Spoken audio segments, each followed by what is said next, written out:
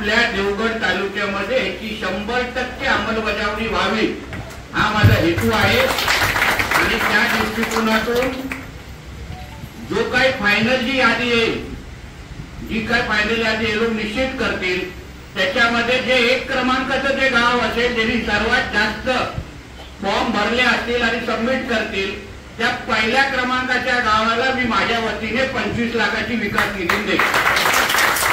त्याचबरोबर दुसऱ्या क्रमांकाचं जे गाव असेल त्याला मी 15 लाखाची विकास निधी देईन आणि तिसऱ्या क्रमांकाचे गाव असेल त्याला माझ्या वतीने 10 लाखाची विकास निधी देईन।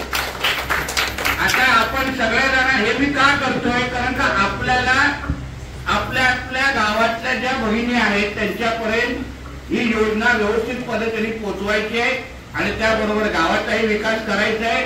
म्हणून त्या दृष्टिकोनातून अशा आपल्याला प्रोत्साहन देण्यासाठी, आपल्याला अजून मदत करण्यासाठी मी अशा पद्धतीचे म्हणजे घोषणा केलेली आहे। माझी अपेक्षा आहे आपण जास्तीत जास्त ही लाडकी योजना, लाडकी बहीण योजना ही राज्य सरकारची आहे, ती लोकांपर्यंत भगिनींपर्यंत पोहोचवावं।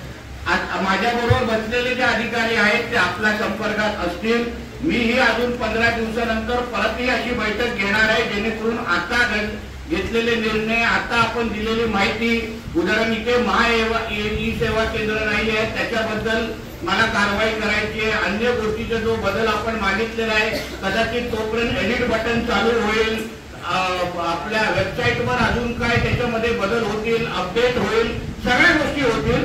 म्हणून आपण फार बारकाईने, माझी अपेक्षा आहे राज्य सरकार किंवा मुख्यमंत्री आणि यांनी जेव्हा राज्याचा आढावा घेतील आणि ही योजना कुठल्या मतदारसंघामध्ये, कुठल्या तालुक्यामध्ये अतिशय 100% अंमलबजावणी झालेली आहे, व्यवस्थित तिथे अंमलबजावणी झाली, ती जी नावं घेतील त्याच्यामध्ये मला माझा देवगड तालुका हवा आहे। म्हणून माझा हा करण्याचा प्रयत्न आहे।